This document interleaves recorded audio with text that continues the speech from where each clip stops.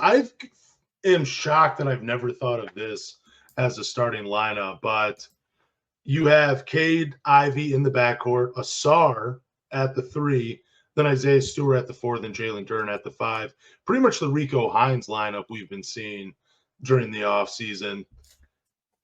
I love this lineup. The only thing I dislike about this lineup, and I've just talked about this on the last segment, is I think if you go in with this roster to start the season, I still would like to see Isaiah Stewart come off the bench because he can play the 4 or the 5.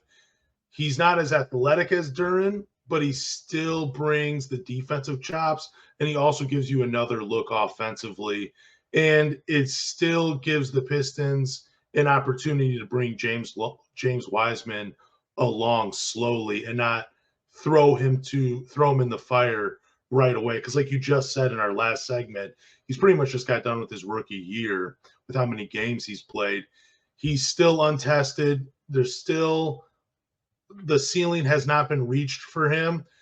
I would just like to see either an upgrade like we were just talking about, or Isaiah Stewart come off the bench and play in either the 4 or the 5 behind Duren or Bojan. But I don't mind this starting lineup. Like, I do actually love it, and I think this could potentially be the starting lineup of the future. It's just it's such a drop-off between Duren and Stewart to Bagley and Wiseman that I would rather have Stewart come off the bench than start. That's just my 2 cents, though. Well, I did have some notes, some pros and cons, and okay. Before I know you said like Bagley and Wiseman, I have a hot take for you. I don't think Bagley cracks a 10-man rotation. Ooh, I like that. Don't. I think Livers gets the backup 4 spot, but these are some pros for me. Why I think Ausar could start at small forward. I think defensively the Pistons get better. I think both of us can agree the Pistons were one of the worst defensive teams in the NBA last year. And I think asserting Ausar at the small forward position, they instantly get better. That was one of the pros I had. The second pro I had is you can hide Jaden Ivey when you're switching with Cade.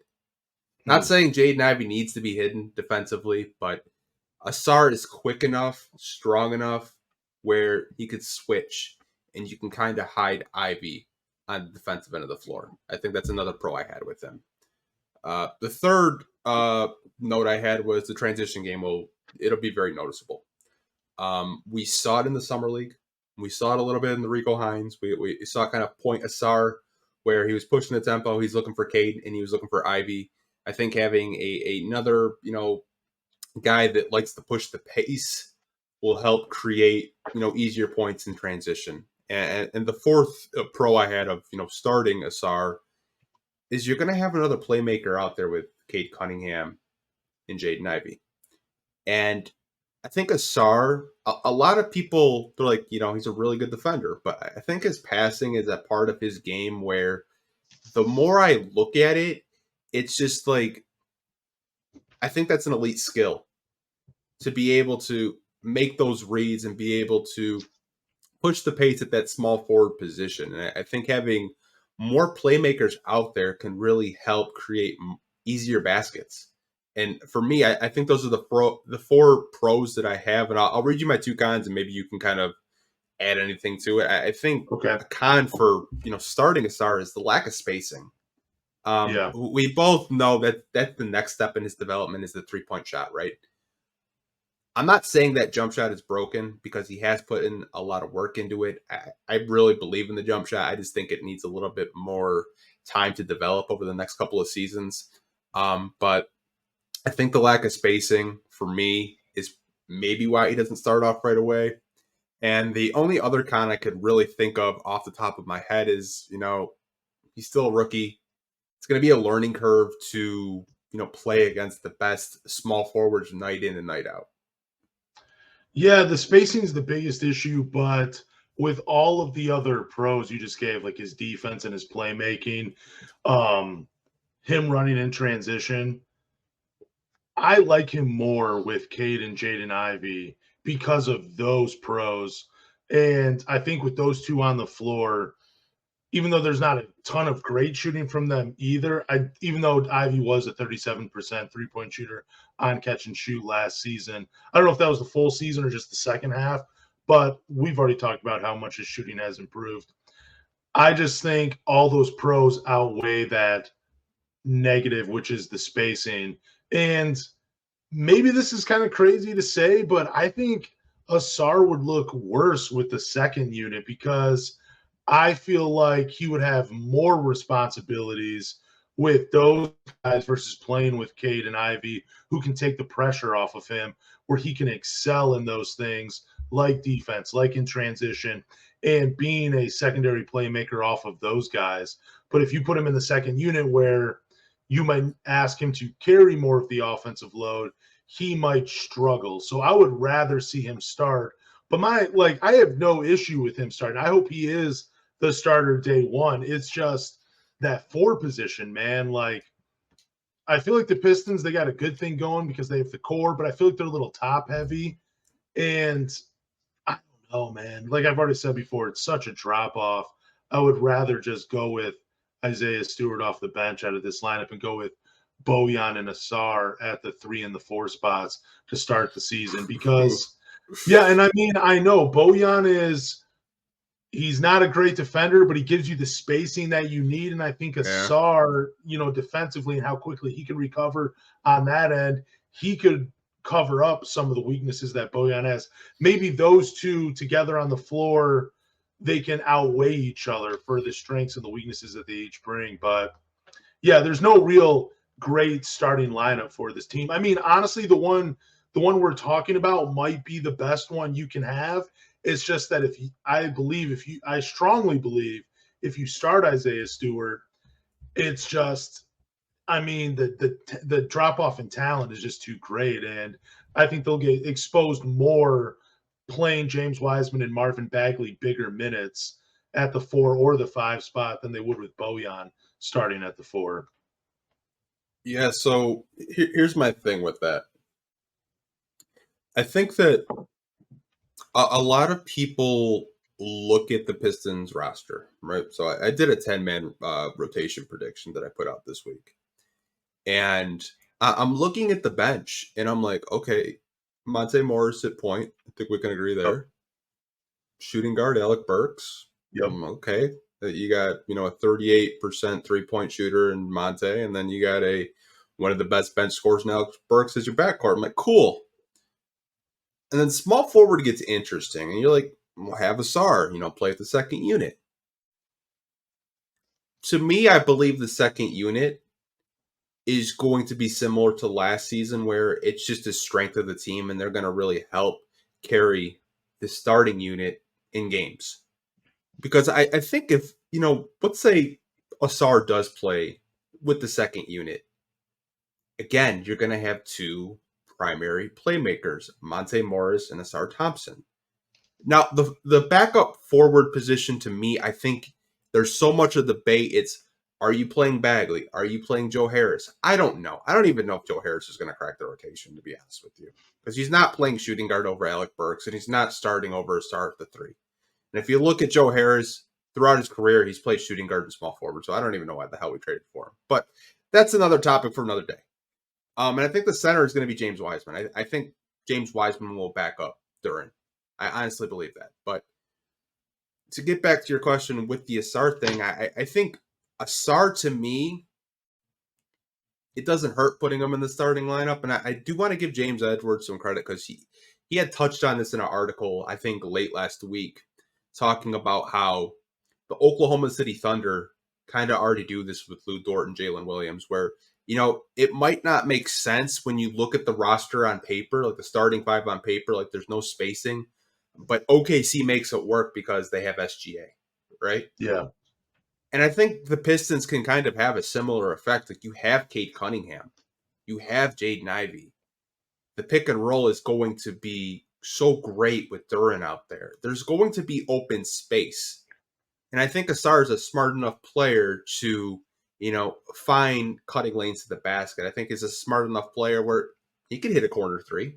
Not saying he's going to knock down like 50% of them, but I think he's capable.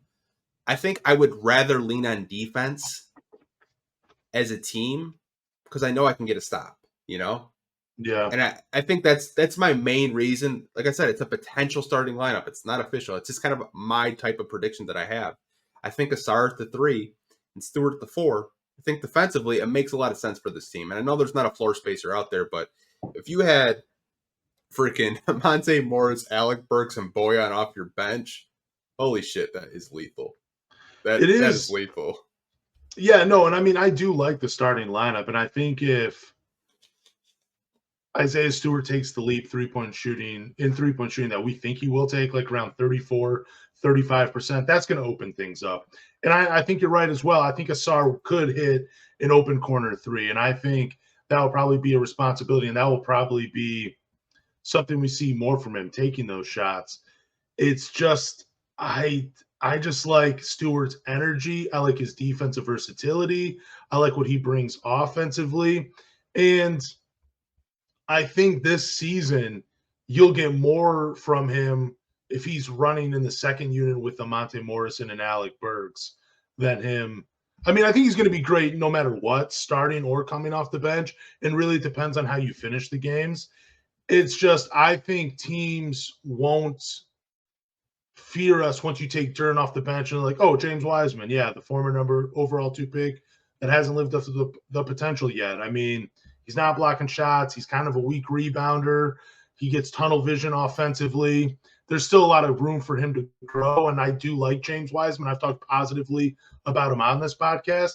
Just give me Isaiah Stewart off the bench behind Duren for this upcoming season, even if it's just for a little while until James Wiseman figures it out like we think he can. Then move Isaiah Stewart to the starting lineup. But either way, I don't hate this starting lineup, and I'm not going to complain if this is the day one starting 5. Like, I think this is a much better starting 5 than we've seen in the past couple of seasons. Like this is something you can build on, those 5.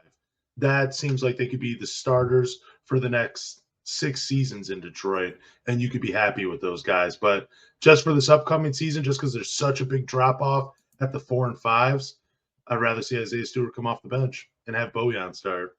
Yeah, I just know how invested they are in Isaiah Stewart.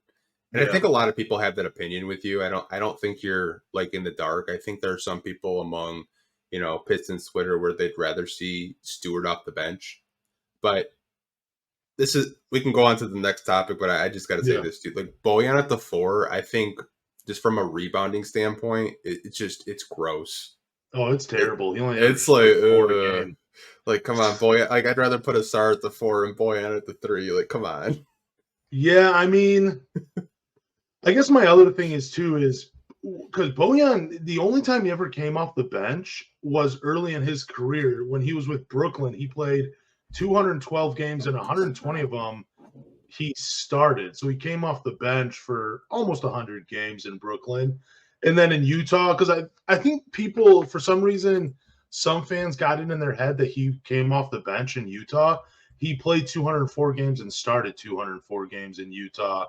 When he was with Indiana for 2 years, he played 161 games and started 161 games. The only team he ever came off the bench for, and it was only 26 games, was when he had that short stint in Washington. So I don't know how good of maybe there's a reason he's always started. Maybe he performs better starting versus coming off the bench. But I don't know. I just don't think the answer is let's throw Bojan on the bench and he'll be the 6th man, because he's never really done it in his career other than for a little while in Brooklyn and then 26 games in Washington. He's always been a starter. So I don't know, how well he'll play off the bench for the Pistons, especially at 33, 34 years old, however old he is now. It's going to be crazy. I just don't think that they're going to rely on him as much. I don't think that he's going to be playing like 36, 37 minutes a game. But I think it's fair that you do bring up that, he hasn't really come off the bench outside of the 2 teams that you mentioned, which were Washington and Brooklyn. Yeah. I think if you look at that Washington team and you look at the roster, you're like, okay, I understand it. That was a deep team. I think that was the year that Washington went to the Eastern Conference Finals, I believe. They have just a really deep team that year. But I'm not opposed to starting Bojan at the small forward. This is just a topic that I wanted to talk about because I think it's something that Pistons fans should monitor. Now, obviously, Ausar was, a fifth overall draft pick.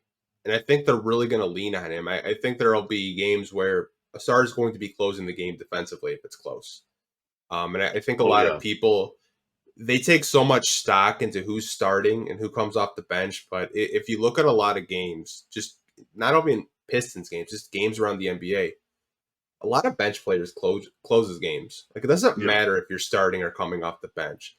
I want to know who's closing the game. And I think Ausar, to me, is going to be closing a lot of games for the Pistons because they're going to need someone to make stops. And I think athletically, it makes so much sense.